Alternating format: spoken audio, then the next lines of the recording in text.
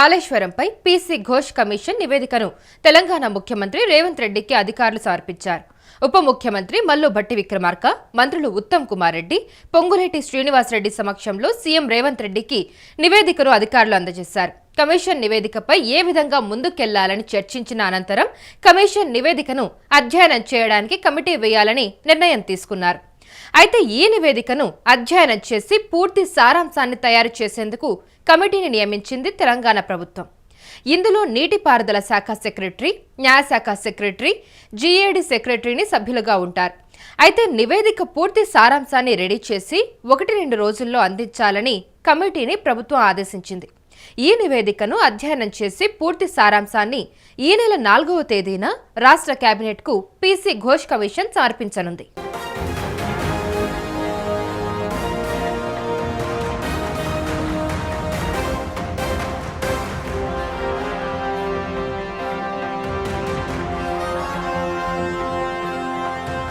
మేడిగడ్డ, అన్నారం, సుందిళ్ల బ్యారేజ్లకు సంబంధించి డీపీఆర్ మొదలు మేడిగడ్డ ఎప్పుడు కుంగింది, ఏం జరిగింది, ఎవరు బాధ్యులన్న విషయాలను కమిషన్ ఈ నివేదికలో పొందుపరిచినట్టుగా సమాచారం.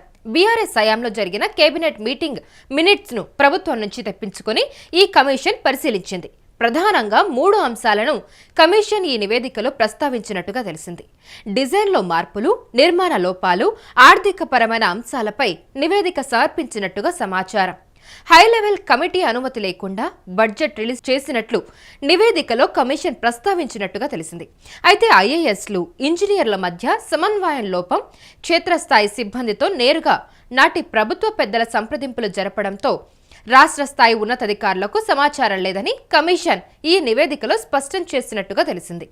అధికారుల తప్పిదాలపై లీగల్ అంశాలతో ప్రభుత్వానికి కమిషన్ సిఫార్సు చేసినట్టుగా సమాచారం. ఇలా ఉండగా కమిషన్ చైర్మన్ పీసీ ఘోష్ గురువారం తన నివేదికను నీటిపారుదల శాఖ ముఖ్య కార్యదర్శి రాహుల్ బొజ్జాకు సీల్ కవర్లో అందజేసింది.